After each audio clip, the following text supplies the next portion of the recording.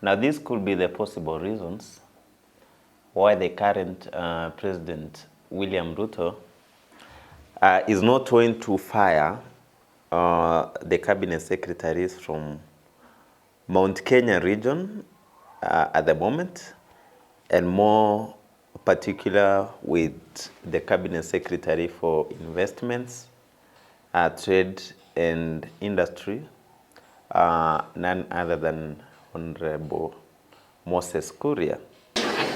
Dunia mzima tunajua bei ya crude oil imeenda juu, na kama wale watu wa Makerere wako na kisima, mimi niko tayari kuchimba kesho. Nionyeshe ngoma yako, niambie wewe chimba mafuta hapa ndio bei teremke. Na watu ni waajabu. Ile mambo tunaweza kufanya hawafanyi. Ile kujisajili wapewe fertilizer hawafanyi. Na hiyo tunaweza. Ile hatuwezi kama mambo ya mafuta ndio nalalamika. Sisi kwetu Ruiru tutaendelea na kufanya kazi kwa bidii. Sasa na hapa mfanye hivyo hivyo. Mambo ya kulalamika kila siku haitakusaidia. Sasa mwezi ujao watu wa hali ya anga wamesema kutakuwa na El Nino. Utasikia tu Ruto ameleta El Nino.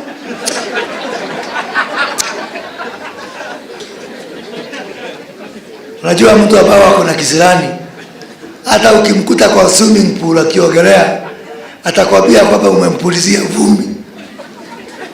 Hii ndio watu wako namna hii. Kwa hivyo watu wetu tufanye kazi kwa bidii. Na nishukuru hii university kwa hii mradi na hii exhibition. Nitarudi hapa majuma mawili kufanya hiyo industrial park ndio hii. Nimeona watu ya magazeti wakiandika jana. Mlima iko na shida, deputy president, sijui wanaweza pigana na Kuria. Sasa Kuria si ni waziri yangu. I'm deputy president. This is our worker. Sasa mwenye kuandika mtu mnaweza pigana na mfanyakazi yako. And I want to say, huyu Moses Kuria is our son. Nimeona watu wengine wakisema ati afutwe kazi. Afutwe kazi aende wapi? For what reason? Kuria ameongea, nimeona ametoka nje kidogo. Si mimi ni baba ya hapa. Nimemwambia bana kaza watu sana, enda pole pole. Si kazi yako hiyo. Ukikiona mwana ni hapo na Kuria kanwa hili ndio ukimwera. Wewe kama hivi ati urudi kwekata. Lakini sasa mimi nikiwa kiongozi ya area hii, mimi naweza wachilia ati huyu Kuria angaishwe. You people, you don't understand this region. You press people. I saw you put a big headline, mnaweka picha yangu hapo na ya Kuria. Just that photograph. You put the two photos together. That is our story. That's the way we are.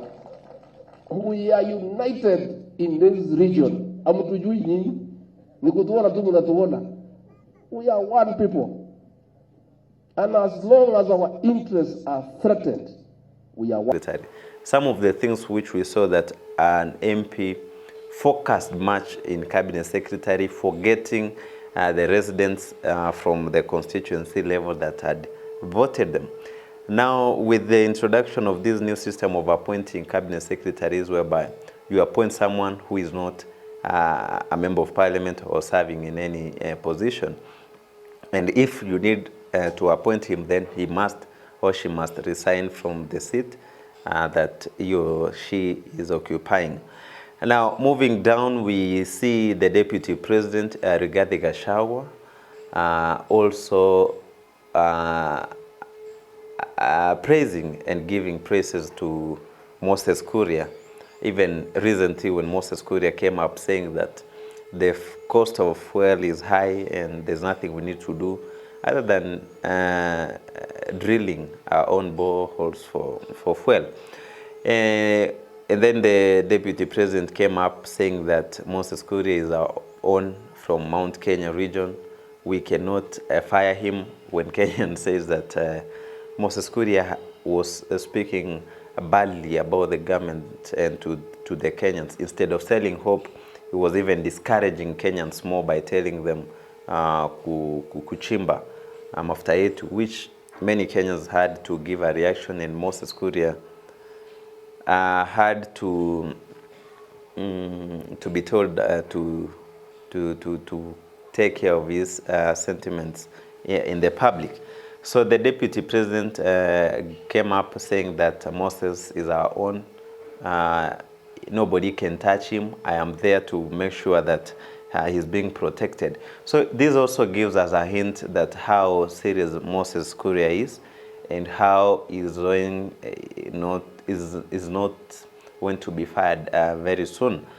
We've seen also our industrialization and manufacturing value addition agro-processing agenda. It is a big part of our plan. And that is why I have set the Ministry for Investment, Industry, and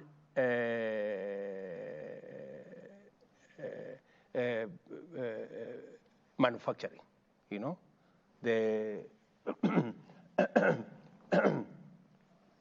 Ministry of Investment, Trade, and Industry. Because, and I have put there an investment banker called Moses Kuria.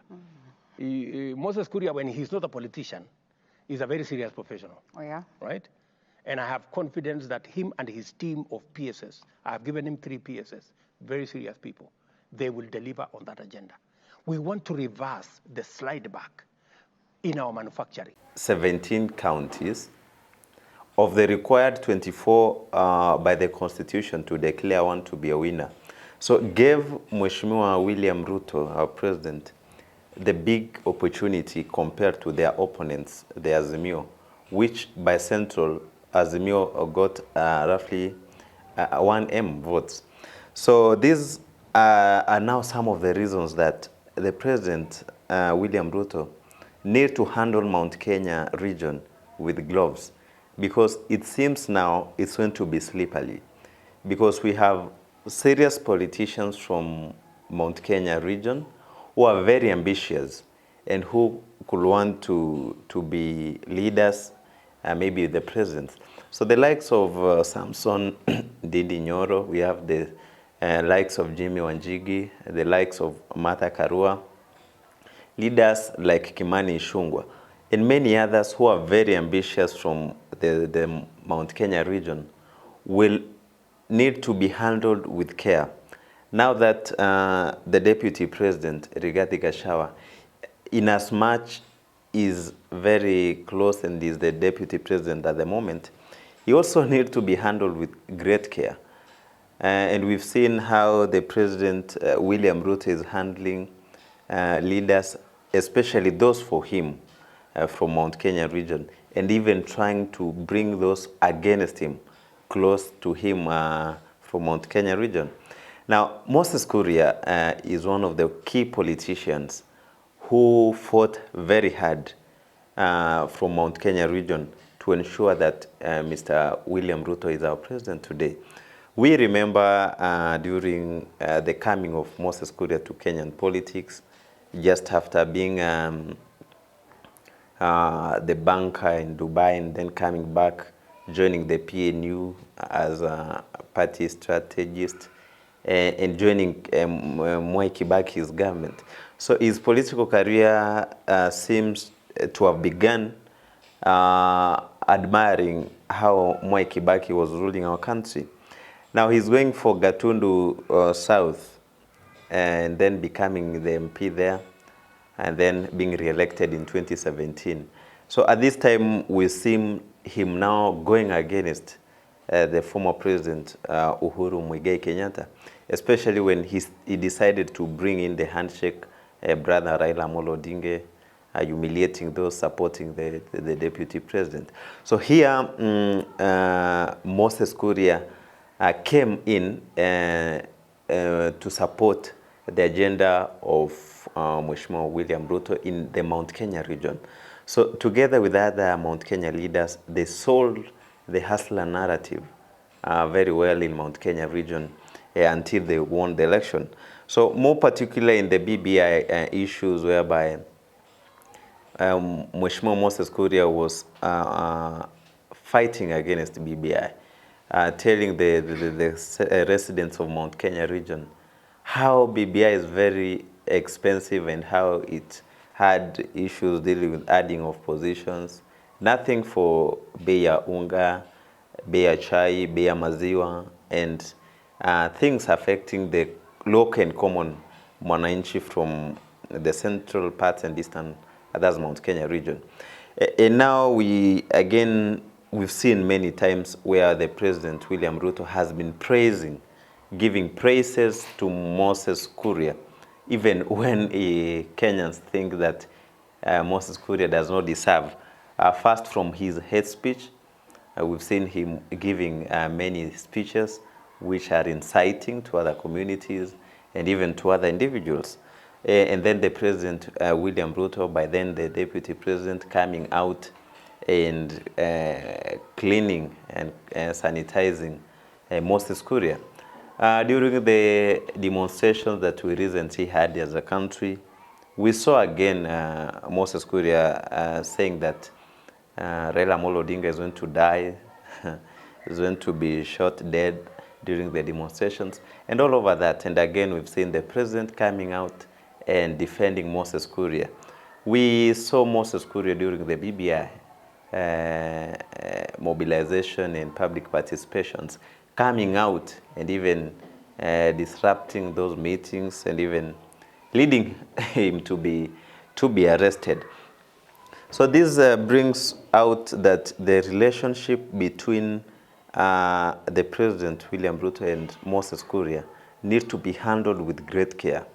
Now that Mount Kenya seems to be slippery at the moment, whereby they are complaining with high cost of living, the fuel prices going up, and to kick out Moses Kuria from his docket of the Cabinet Secretary, it's going to be very difficult. But again, we as Kenyans, we need to understand that with the 2010 Constitution, the appointment and the dismissal of a Cabinet Secretary is kind of different compared with the previous Constitution we had before 2010. So then the Cabinet Secretary was answerable to the Parliament and not to the President, as now we have at the moment. So the President, the one to appoint the Cabinet Secretary, whereby the rules had been changed from having one who is a member of Parliament, again becoming Cabinet Secretary. Some of the things which we saw that an MP focused much in Cabinet Secretary, forgetting the residents from the constituency level that had voted them. Now, with the introduction of this new system of appointing Cabinet Secretaries, whereby you appoint someone who is not a member of Parliament or serving in any position, and if you need to appoint him, then he must or she must resign from the seat that he or she is occupying. Now, and because you are a real man, you are an honest man, it does not matter how many names you are called.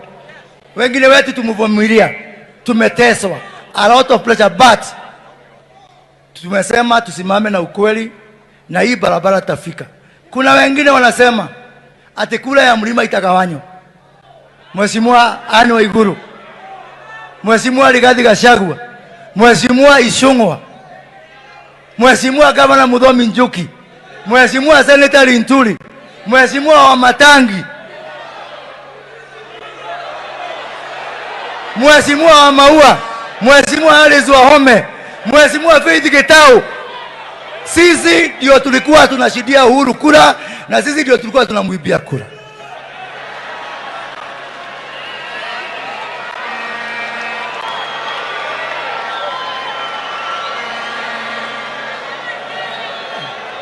Akili yote iliweka Uhuru kwa kiti iko hapa. Ile iko Azimio ni mwili peke yake.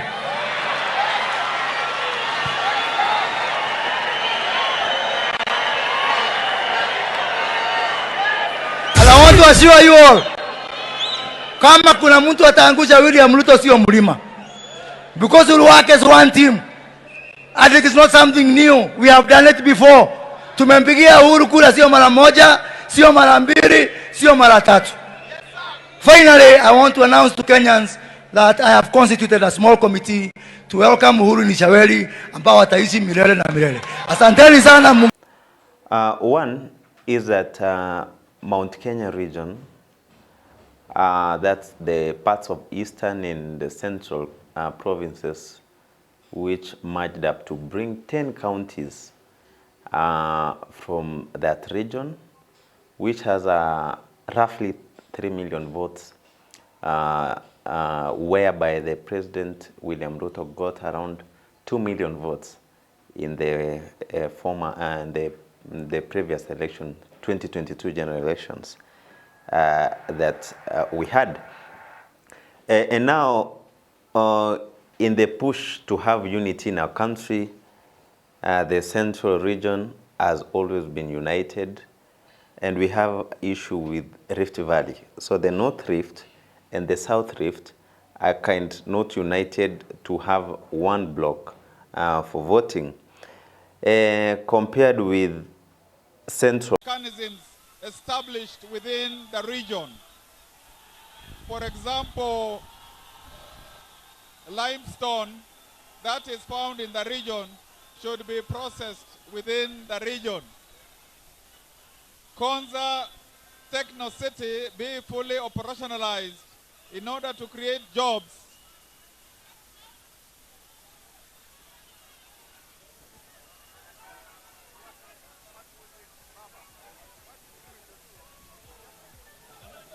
Naam, wananchi wapendwa, tunapoendelea na ratiba hii, tunaomba musalie haya. Kila mtu karibu. Okay.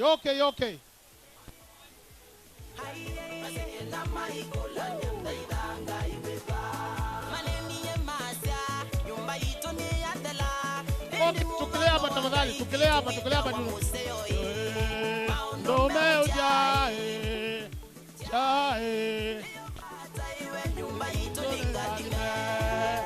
Okay, sawa. Bibi yai. Atapewa kiti ni sawa. Haya vijana ni sawa. Basi asanteni. Tutulie sasa vijana. Nafikiri shughuli hiyo imekamilika. Tutulie.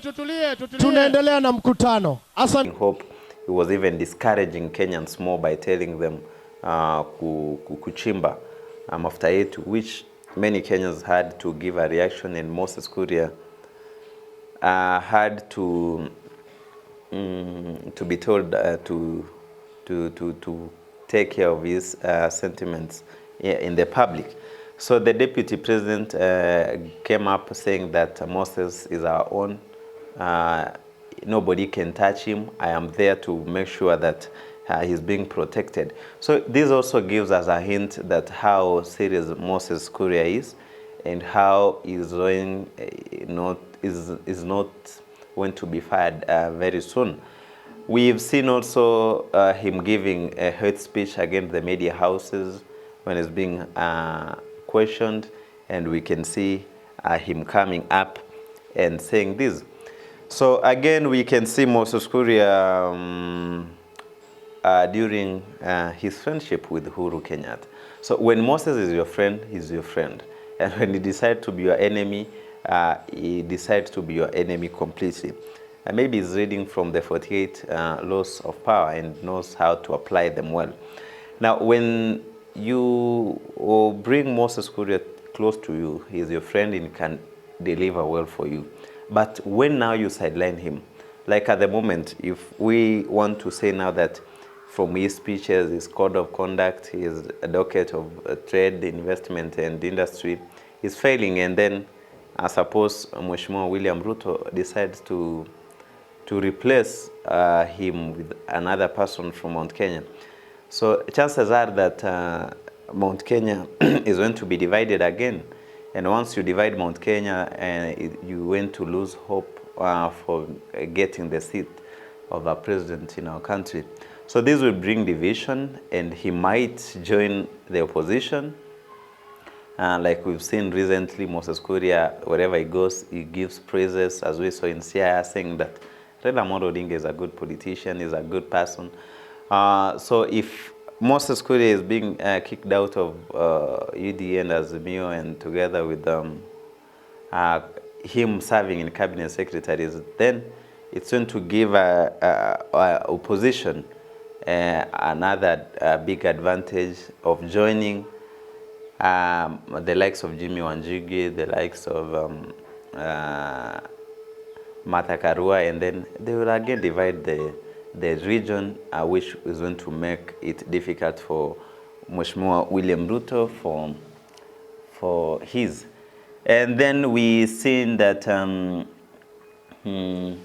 now these are some of the reasons that I can say that will make Mheshimiwa Moses Kuria to continue being a cabinet secretary for quite a long time, and Mheshimiwa William Ruto, the president, will not try to reshuffle or to change the cabinet secretaries at the moment, especially those from Mount Kenya region, because he needs them more now than ever.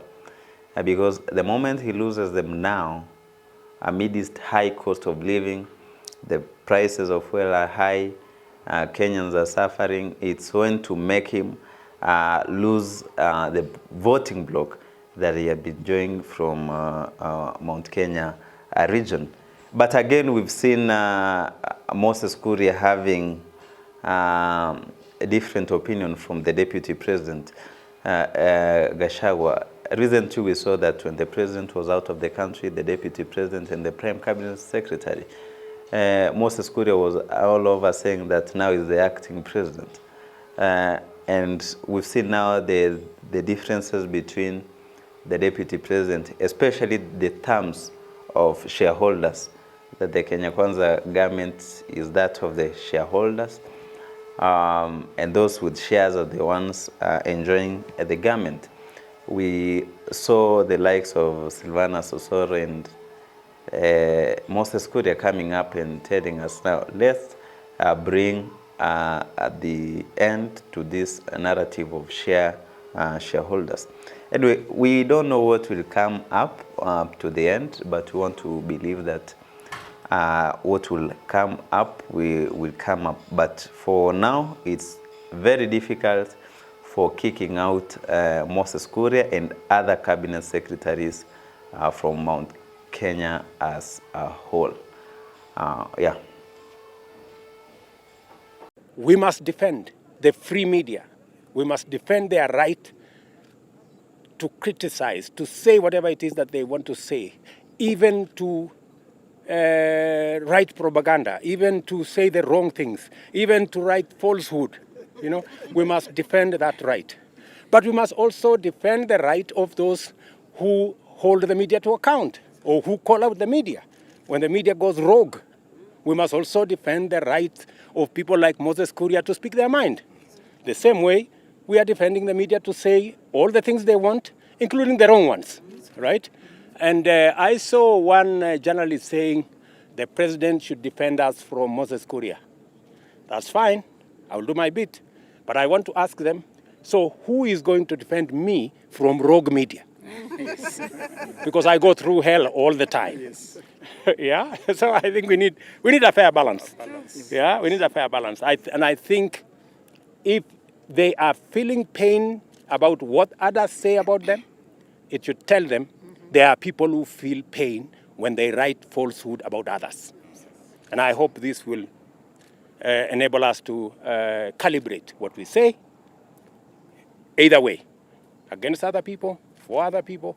I think it will really bring us together. The central aspect of this is that we must always know that we have a country called Kenya. We all belong, and we must all defend.